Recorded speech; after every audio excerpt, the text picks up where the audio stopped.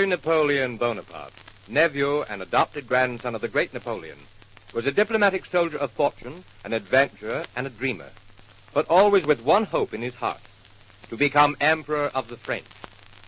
After many years of scheming and plotting, he had attained part of his desire and was elected President of the Republic.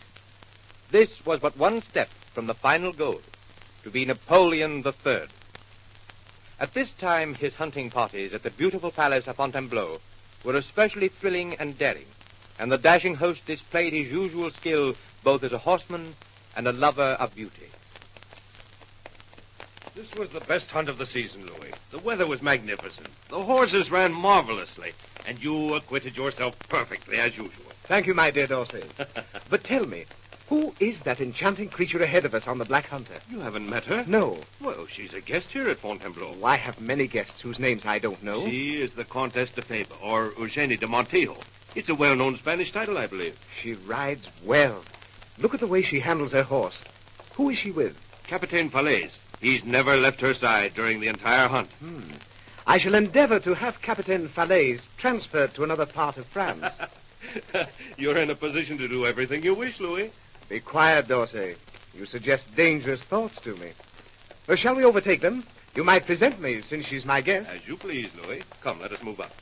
But I warn you, she has the reputation of virtue. That's not a warning. It's a challenge. Capitaine Falaise, move to the side so we can join you. Oui, monsieur. Charming afternoon, wasn't it? Oh, Comtesse de Fabre, may I present your host, the President of the Republic, Charles Louis Napoleon Bonaparte? I am honored to meet my host. And I, to meet such a charming guest. You know Capitaine Falaise? Capitaine Falaise, I am honored. Shall we ride ahead, Capitaine Falaise, and allow the host to become acquainted with his guest? Yes, D'Orsay, ride far ahead.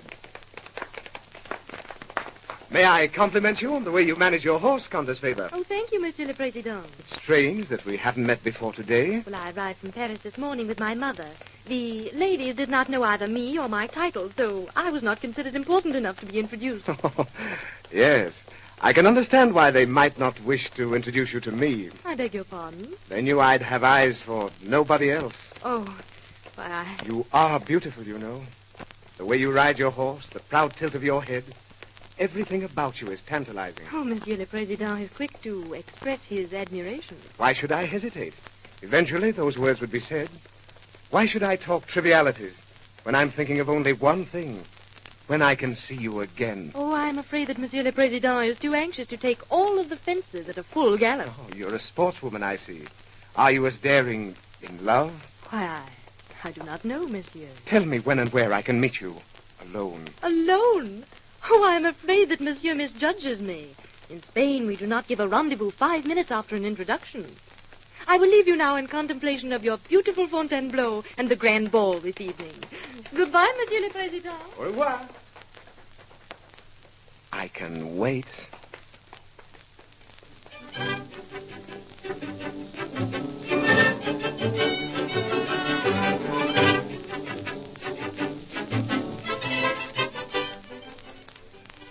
Hand me my mirror, Nanette. Oh, oui, mademoiselle. Ah, mademoiselle looks more beautiful than ever this evening. Oh, do I look my best, Mother? Yes, my dear. You look ravishing. He will never be able to withstand you. Oh, Mother, I wonder if you know how I love him. Whenever he's around me, I can scarcely breathe. I feel as if he possessed my very soul. Oh, if he doesn't really love me, I shall... Eugenie, my dear, don't think of that. You've only known him 2 months. Oh, but I want him to love me, Mother. I want him to. Eugenie, Louis Napoleon is no longer merely the President of the Republic.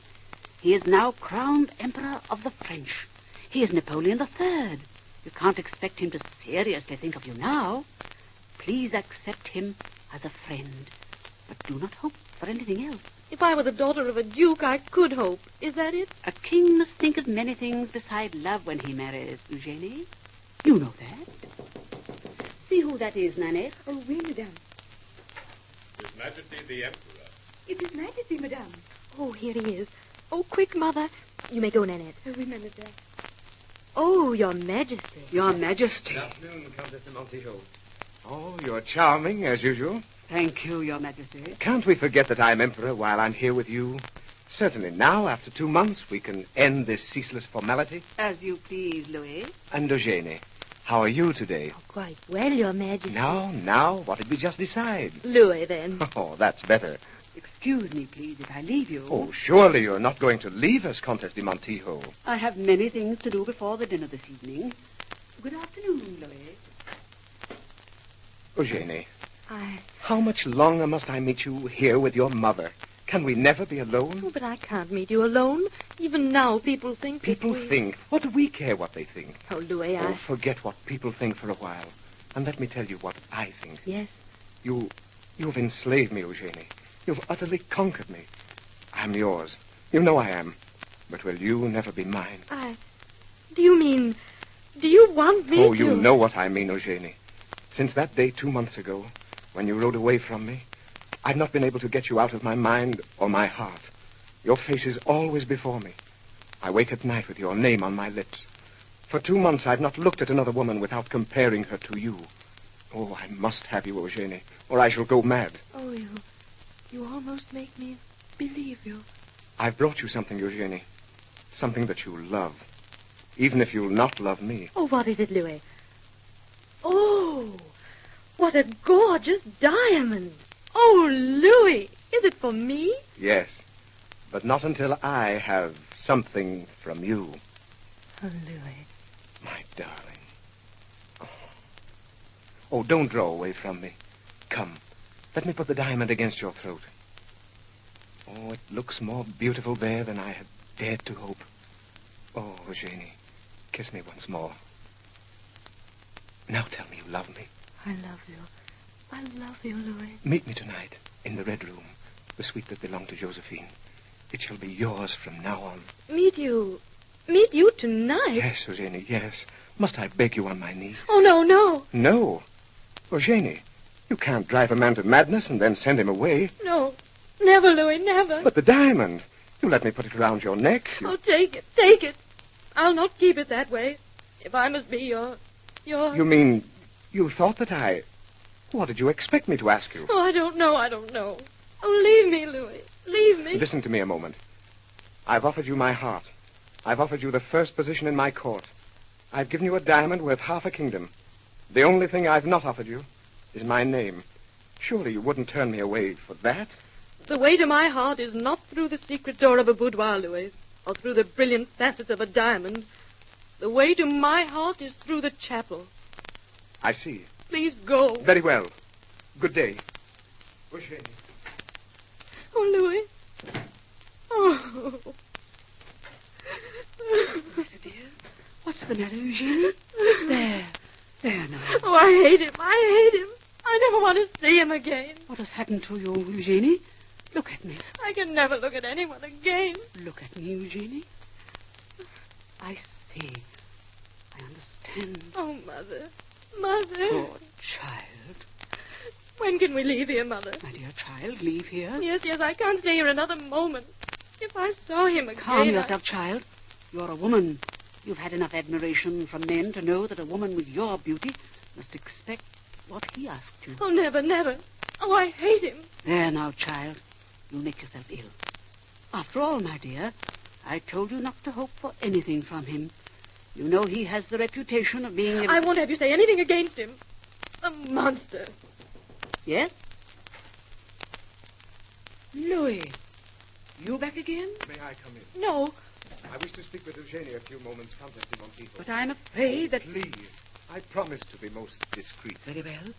But I cannot promise you that Eugenie will be cordial. Au revoir. I cannot deny your coming in. You are emperor. What do you want? Oh, Eugenie, when you look at me that way, I want to fall at your feet. Please tell me what it is you wish, and then leave me, I beg of you. When you sent me away just now, it may interest you to know that never before have I been dismissed by a woman. I was furious, and yet, when I closed the door, I suddenly realized that That you owed me an apology. Is that it? You make it very difficult for me. Yes, I do owe you an apology. I've insulted the woman that I love. For I do love you, Eugenie. You must know that now. Oh, please. Please go away. You see, I'm on my knees before Please you. go. Oh, take the diamond. It could never belong to anyone else but you. No.